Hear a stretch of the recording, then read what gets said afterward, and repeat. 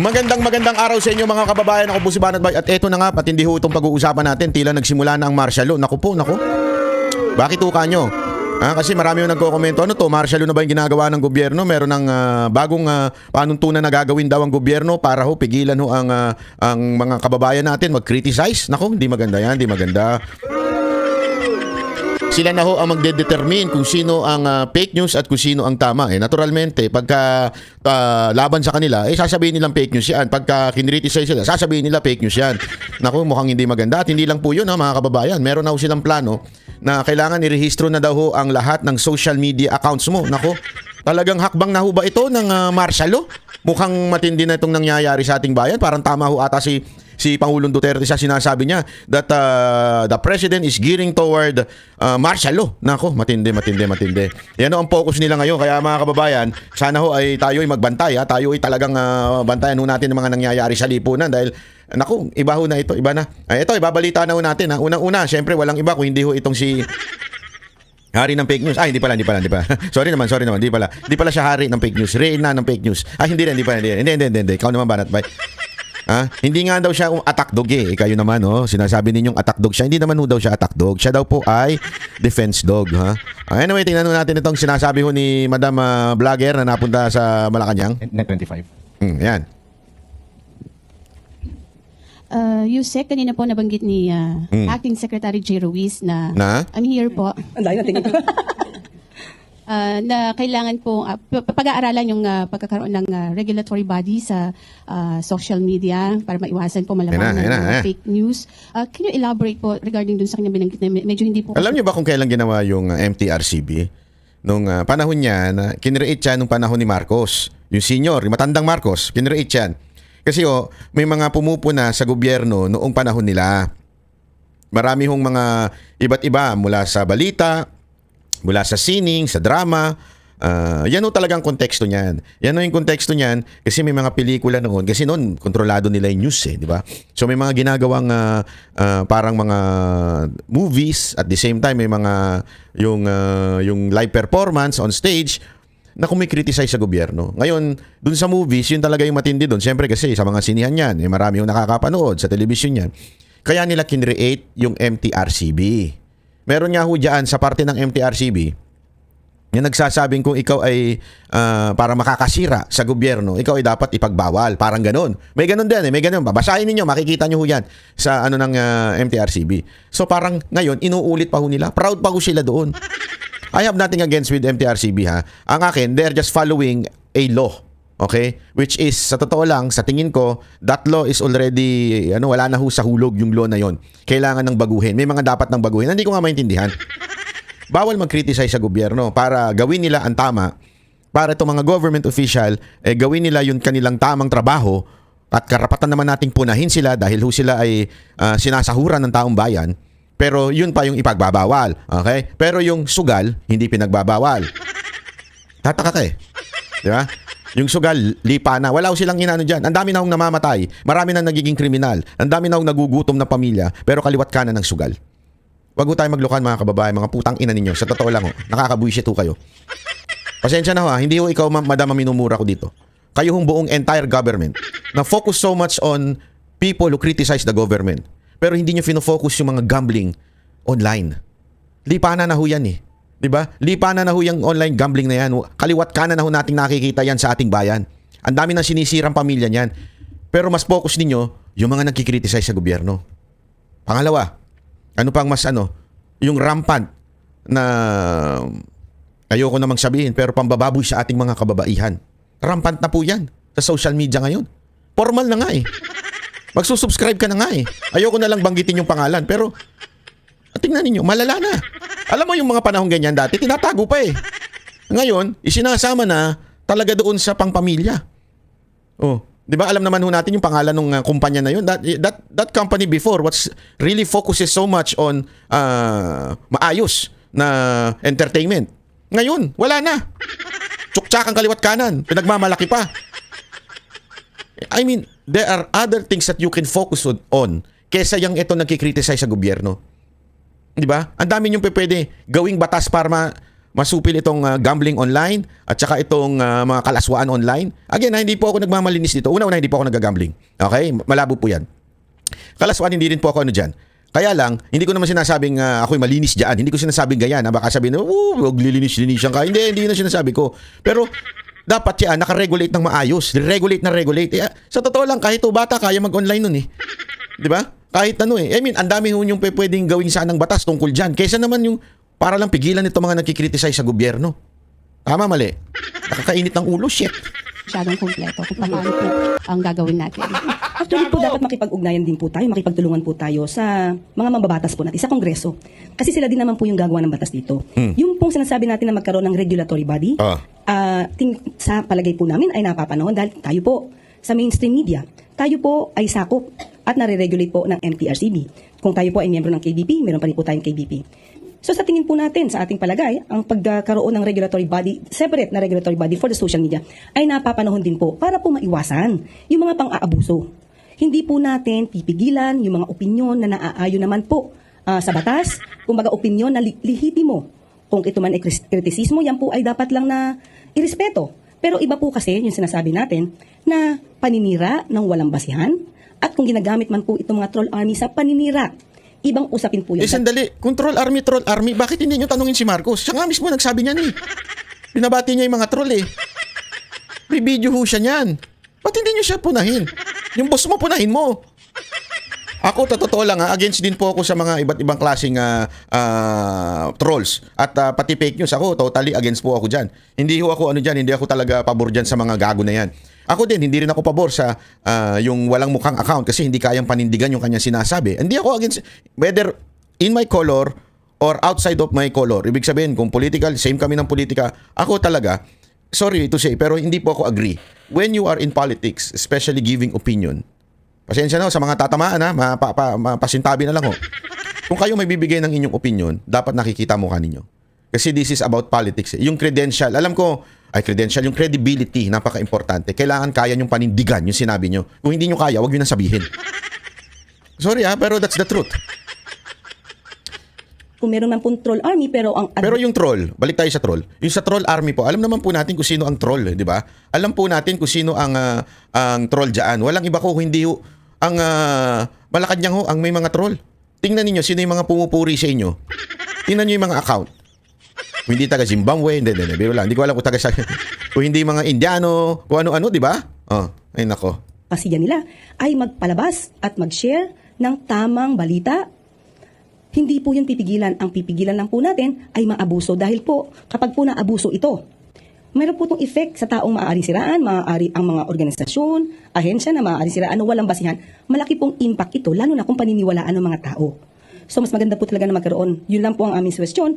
Matuloy po sana at magkaroon talaga ng regulatory body para din po malaman natin ang bawat isa kung content creator ito, vlogger, blogger, malaman din po natin yung identity at hindi sila nagtatago sa mga dummy accounts. Ganun po. Sa tingin niyo po yung ginagawang hearing ngayon ng Quadcom ba yun or Tri-Committee sa Kamara, tamang-tama para maipurso po itong pagkakaroon ng regulatory body kung sabi niyo nga kailangan dumaan sa paggawa ng batas? Opo, napapanahon po ito dahil hindi na po biro yung mga ginagawa po ng mga troll armies. Sabi nga po natin, kapag ka po kasi binabayaran lang ang mga tao para magsalita ng paninira ng walang basihan, hindi po yun freedom of expression. Kasi binubulungan lang sila ng taong nagpapasweldo o nagbabayad sa kanila. Hindi daw freedom of expression yung taong nagbubulong sa kanila at ang sakit sa bangs nito, no? Imaginein mo, abogado to. Imaginein mo, abogado mo to. Talo ka sa kaso talaga. Ewan ko sa'yo. Ate, paano ka nanalong abogado? Ay, paano nanalo? Nanalo parang loto, no? Hindi. Paano ka naging abogado? Kasi ganito sinasabi niya, hindi na daw freedom of expression yung may nagbabayad sa'yo tapos may sasabihin ka. First of all, I am against doon sa binabayaran tapos sasabihin ka. Never ako nagpabayad at the same time mga kasamahan kong banateros. I'm speaking for my group. At the same time, mali pa rin yung sinasabi mo. Bakit kanyo? It is not kung sino nagbabayad sa'yo, sino nagsabi sa'yo, whether saan galing yan, sa asawa mo, sa jowa mo, kung kanino mang animal lang galing yung opinion mo, it doesn't matter. What matters is yung kung ano yung sinabi mo. That is your freedom of speech. Ngayon, it can be libelous. I understand. Pwedeng maging libelous yan. Pero, freedom of speech mo pa rin yan. Karapatan mo pa rin magsalita. Ngayon, kung yan ay libelous na, ibang usapan na po yun. Pero anong ibig sabihin ko? Yung content ang basihan ng freedom of expression. Hindi yung kung sino nagsabi sa'yo, sino nagbayad sa'yo. Di ba? Hindi yun. Ano ba ate? Saan ka nag-aral? Porket may nagbayad na sa'yo. Halimbawa lang, porket may nagbayad sa'yo. Tapos may sinabi ka, hindi na freedom of speech yan. Bakit? May nagbayad sa'yo eh. Ang freedom of speech, ang basihan nun, kung ano yung sinabi mo. Kalayaan mo pa bang sabihin yan? Ngayon, kung kanino mang animal lang galing yan, kalayaan mo pa rin yan. Pambira naman to si ate. Kairita ka. High blood na nga ako, high blood pa ako sa'yo. Ano ba talaga yan? Ito, ulitin natin. Tamang-tama para maipurso po itong pagkakaroon ng regulatory body. Kung sabi nyo nga, kailangan dumaan sa paggawa ng batas. Opo, napapanahon po ito dahil hindi na po biro yung mga ginagawa po ng mga troll armies. Sabi nga po natin, kapag ka po kasi binabayaran lang ang mga tao para magsalita ng paninira ng walang basihan, hindi po yung freedom of expression. Kasi binubulungan lang sila ng taong nagpapasweldo o nagbabayad sa kanila. So kakaiba po yun sa tinatawag nating freedom of expression. Ma'am, ano lang po, since Hindi na daw freedom of expression yun kasi binayaran ka na. Hindi, mga kababayan, ako magtatanong sa inyo. Correct me if I'm wrong. Kayo na magsabi. Kahit kanino pa galing yan. Hindi dapat ang basehan ng freedom of expression kung bayad ka o hindi ka bayad o dinikta ng asawa mo yan, dinikta ng jowa mo yan, tinuro ng kaibigan mo yan. Hindi yan ang importante doon. Freedom of expression, basta may sinabi ka, yan ay kalayaan mong sabihin. Hindi importante kung kanino galing yan. Hindi yun ang basehan ng freedom of expression. Ano ba te? Ngayon, ibang usapan yung libelous. Kung ikaw libelous o pumasok ka sa defamation, ibang usapan na yun. Pero hindi, ewan ko. Ate, gusto ko nang impog yung ulo ko dito sa pader. Nakaka-high blood ka sobra. Baka matagalan pa po kung magkaroon ng batas, hintayin natin. Ano po yung mga immediate na mga plano ng PCO para malabanan ito? At meron na po ba tayong mga ebidensya, mga documented na magpapatotoong itong mga vloggers na ito, itong particular na lumalabas sa document, talaga pong mga troll armies ito, mga fake news lamang yung kanilang ginagawa at sinasabi. Kasi i-separate natin yung troll army sa fake news. Kayo naman pag nagtanong din ang sabit nyo rin Humihingi ka ng ebidensya about fake news. Ang fake news kasi, mga kababayan, yan ay depende sa nilabas ng tao. Kung yan ay makukonsider na fake news o hindi. Depende sa nilabas niya. So, yung sinasabi mong ebidensya, iba yan. Okay? Pero itong tamang tanong mo, may ebidensya na po ba kayo that there is such thing as a troll army fighting against the government? That's the right question. Hindi yung paghahaluin mo yung troll at saka yung fake news. Depende. Ito kasi masyado silang generalize Basta political vlogger na kalaban ng gobyerno, fake news. Tarantado, hindi ganun. Sorry, hindi kayo minumura ko. Hindi kayo minumura ko, ha? Pero katarantaduhan po kasi yung ganung klaseng statement. Sasabihin mo na basta fake news. Hindi. Ang tanong dapat per issue. Ito bang issue na ito ay fake news o totoo? Etong sinabi tungkol kay Jay Ruiz na siya ang representante na pumirma doon sa 206 million, yan po ba ay totoo o fake news? Dapat per issue ang tanong ninyo about fake news. Yung pangalawa, meron na ba kayong ebidensya about trolls? Asa? Nakakita na ba kayo ng opisina? Meron po ba kayong nahuli? Meron po ba kayong data na talagang may troll? Asa ng ebidensya nyo? Yun ang tamang tanong. Magbihira kayo, tagal nyo na dyan sa Malacanang Press Cartel, ha? Yan pa rin ang tanungan ninyo, ha? Pang ano pa rin, pang grade 1. Actually, syempre po, bago po tayo magbintang, alam naman natin, we have to presume them innocent until proven guilty. So, ang bawat isa po, kumbaga, i-verify muna po yan bago sa atin sabihin, ay, parte ka ng troll army. Kasi wala pa po tayong batas patungkol sa sinasabing troll army. Ito lang ay mere description kung paano yung kanilang ginagawa. So, pagka po... Yung pala, wala pa pala Banggit kayo ng banggit, wala naman pala. Description, wala pa, hindi pa maayos. Parang hindi rin to abogado no? Let's say po, tayo nagsasalita dito at sandamakmak na po ang kumakalaban at nagpapakita at nag-fight. So troll army na yon. Kung kalabanin na sinasabi mo? Oh my golly, what kind of person is this? Na mali. Mapapansin niyo po, kahit ibang mga organisasyon ay nagpa-fact check. So kung kakayanin po ng ibang mga pribadong ahensya or korporasyon na magkaroon at magsagawa ng fact-checking, ganun din po ang gagawin ng PCO. Pipilitin po nating maayos po kasi yan ang kanilang perception Madam, let me clarify this ha. Hindi porket galit ang tao sa inyo troll na. Galit ang tao sa inyo dahil palpak kayo. Palpak ang gobyerno, gutom ang tao, kaya galit ang tao sa inyo. Malala ang krimen sa Pilipinas, kaya galit ang tao.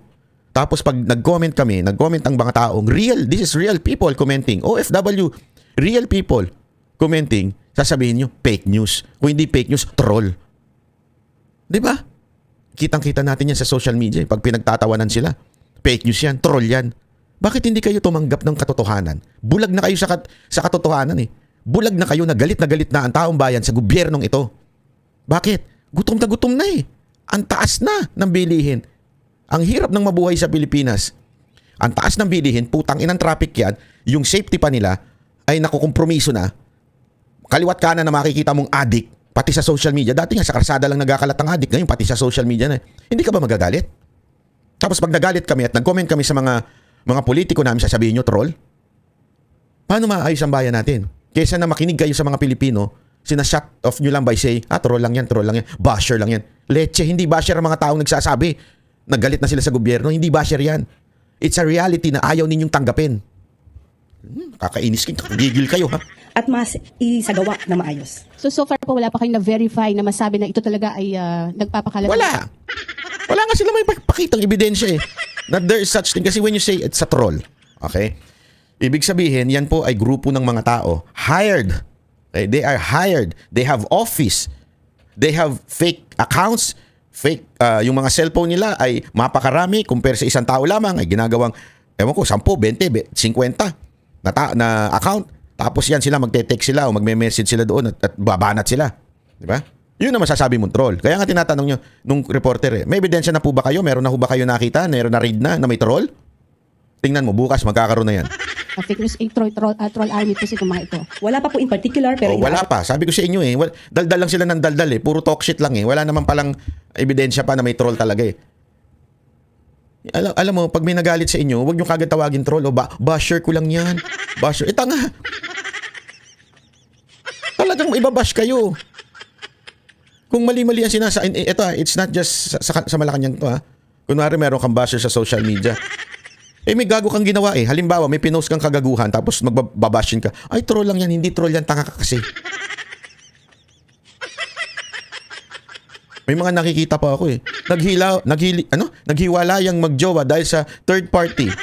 Yung third party, nilusob ng mga troll at bashers. Gago, maharot ka kasi kaya ka nilusob. Kaya ka binabanatan ng mga iba dahil nga nabibuisit sa'yo sa kalandian mo. Tapos sasabihin troll. Parang ganun din sa gobyerno eh. Gumagawa ng katarantaduhan yung mga government official. Tapos pag binash, troll lang yan. Leche. Hindi po troll pag ibinash kayo. Tingnan nyo sarili ninyo. Po namin, kaya po yung mga ibang mga sinasabi nating fake news ay atin pong sinasagot hanggat sa makakaya natin. So hindi naman din po kayo kabilang doon sa mga masasabing nagpapakalat din ng fake news since wala naman po palang mga verified batayan yung inyong mga sinasabi. Ganito po yan. Parang ano yun ha? May pagka-sarcastic yung tanong ni ate. Dali. Tingnan mo ha, hindi niya na-gets.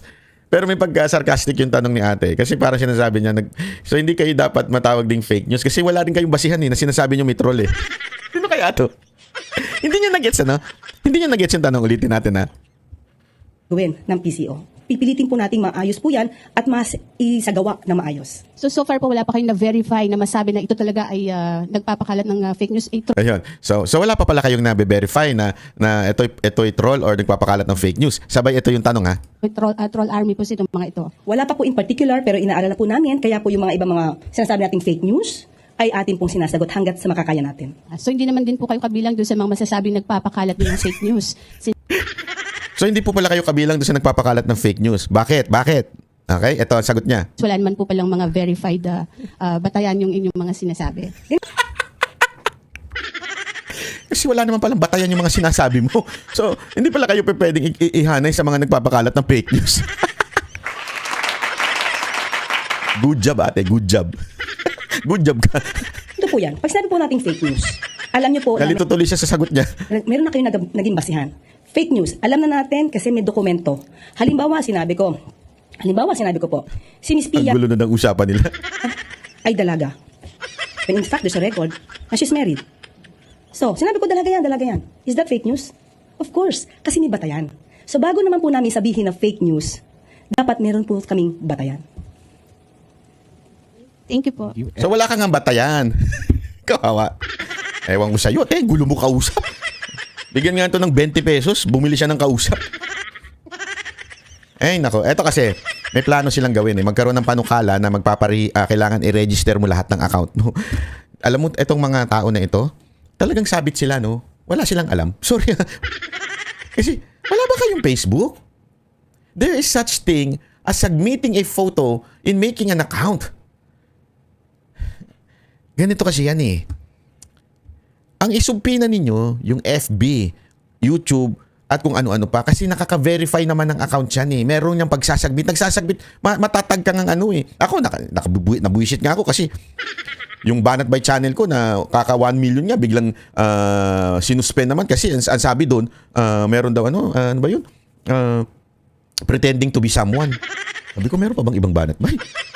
Tapos nung in-email ko, ang sagot sa akin, sorry, we made a mistake. Pero hindi naman nila binalik yung suspension. Diba?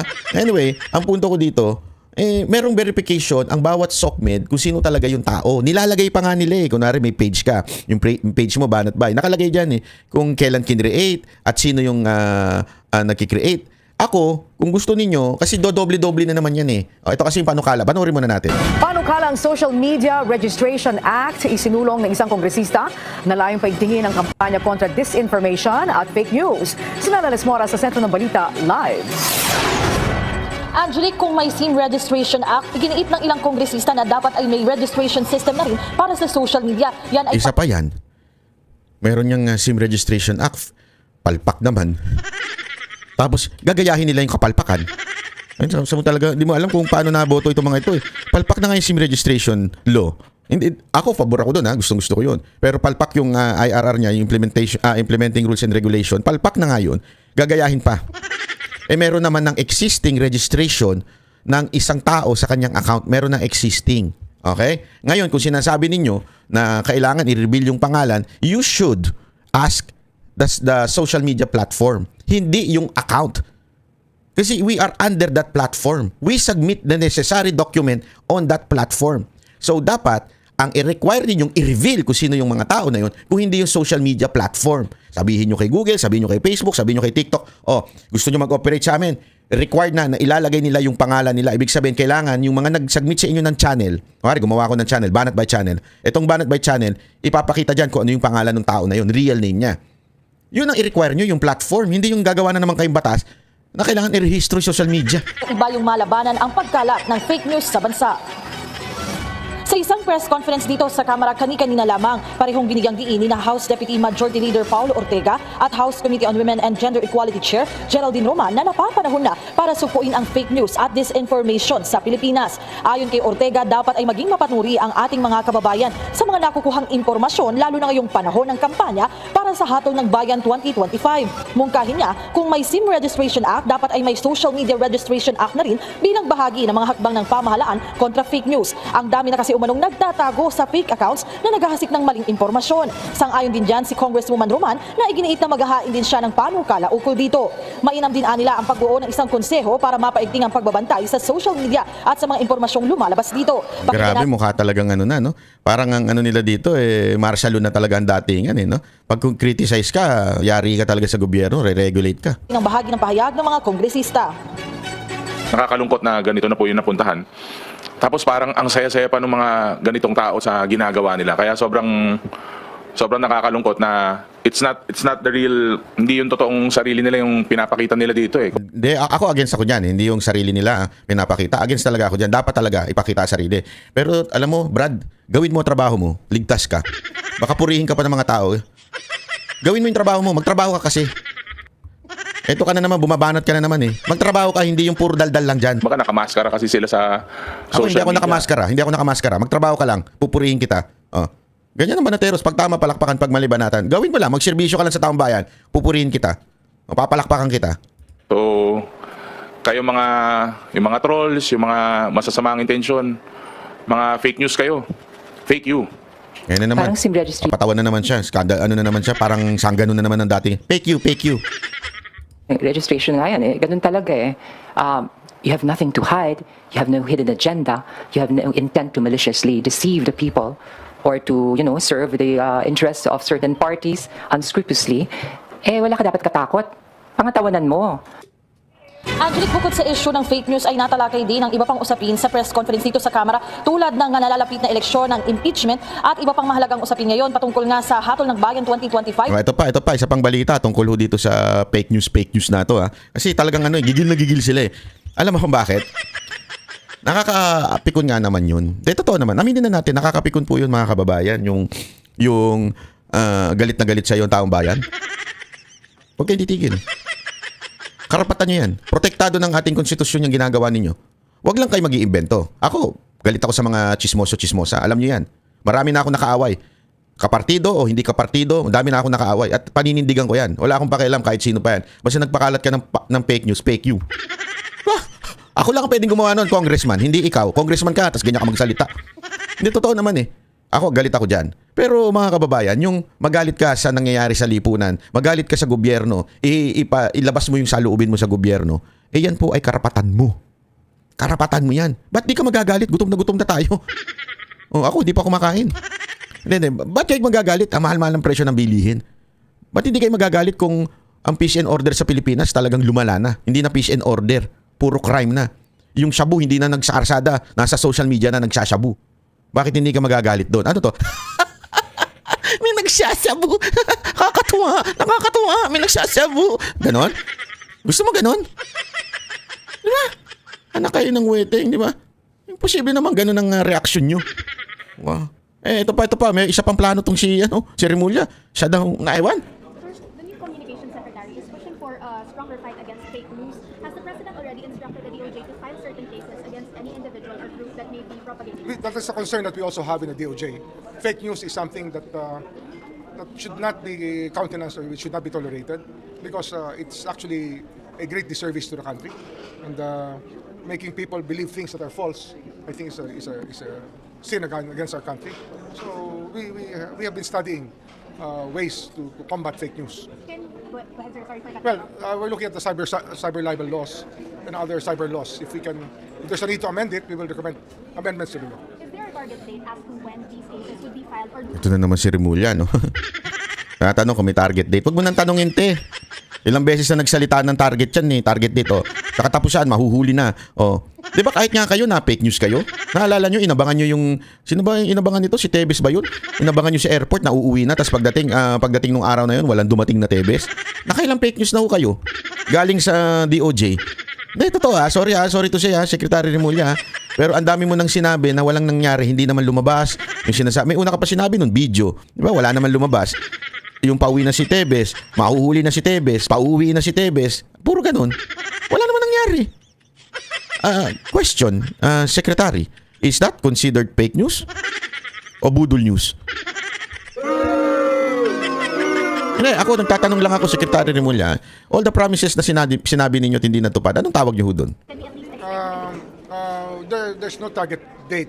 It's a case-to-case basis on the case of fake news. For every news morsel, there should be a study to look at how fake it is and how we can prove that it's fake news and what actual penalties can be imposed on this action.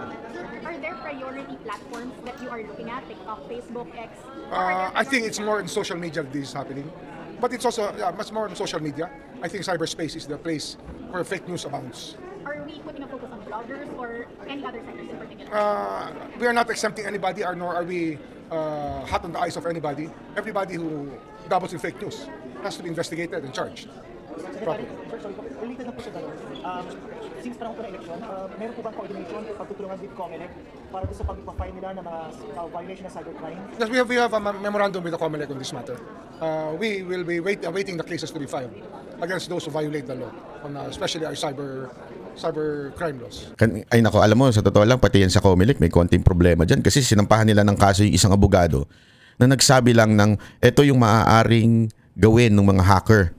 Nung pinakikinggan ko nga yung kanyang speech, sabi ko, may punto naman yung tao. Hindi naman niya sinisiraan. Hindi niya sinisiraan ng COMELEC. Wala siyang sinasabi sa COMELEC na mandaraya kayo. Hindi. Sinasabi lang niya, this is the way para ma-hack kayo kasi I'm a IT expert and security expert doon sa kanyang kumpanya dati. Dapat sana pinakinggan na lang instead of binansagan na kagad siyang fake news. Sana pinakinggan, pina-explain. O sige nga, sampulan mo nga kami kung paano ma-hack. Kasi yun ang trabaho ng mga IT security. Gahanap sila ng vulnerability doon sa system nung kumpanya, kung paano mahahack, hanapin nila yon. Tapos, pag nahack nila, yun yung aayusin. Sisiguraduhin hindi na mahahack. Di ba? So, ganun ho yung ginawa ho nung tao, yung mama. Tapos, sinabihan pa siya ng fake news. Sana, alam niyo mga kababayan, ang problema natin ngayon sa gobyerno, yung instead na nakikinig kayo, sarado na isip ninyo.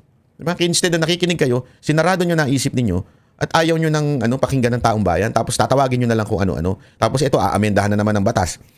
Hindi pa nga na ma-maximize yung batas. Hindi sabihin, hindi pa ho nagagamit ng todo.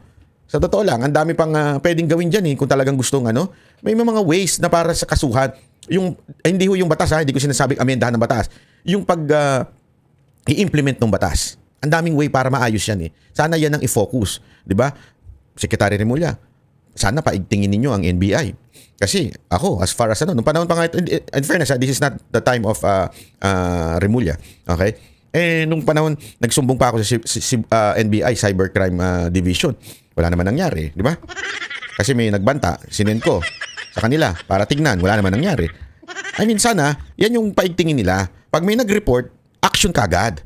Di ba? Ako, hindi ko na inano yan, pero mantakin mo ako na po ito na binantaan at it's really obvious. Ni-report ko, wala naman nangyari. So, how do you expect na maaayos yung cybercrime? O yung kahit nga yung libel man lang, sana mabilis ang galaw. Hindi, tapos ang usapan. Hindi na yung kailangan baguhin, i-amin pa yung law. We have enough law against cyber libel, as in defamation. Ang dami na ho nating batas tungkol dyan.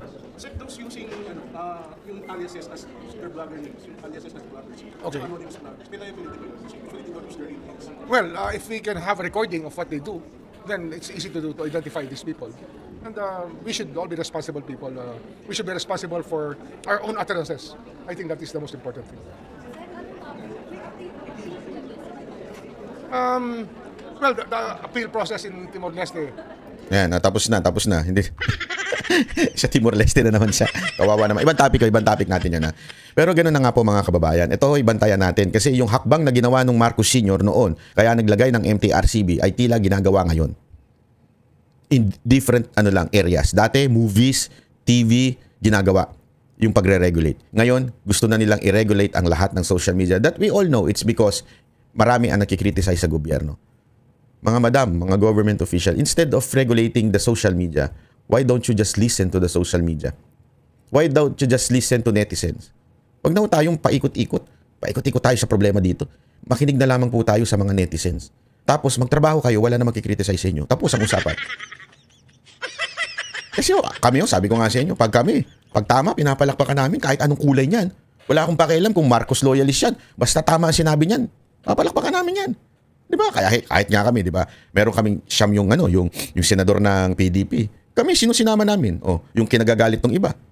Gusto namin si Ben Tulfo. O gusto namin si Busita. Ito mga to, hindi ho ito mga Duterte supporter. Bakit? Kasi nakita namin may tama silang ginagawa. Yun lang ho ang sa amin Gawin nyo yung tama, wala magkikriticize sa inyo. Ang problema, puro kabalastugan ng ginagawa nyo. Kaya puro bashing natatanggap nyo.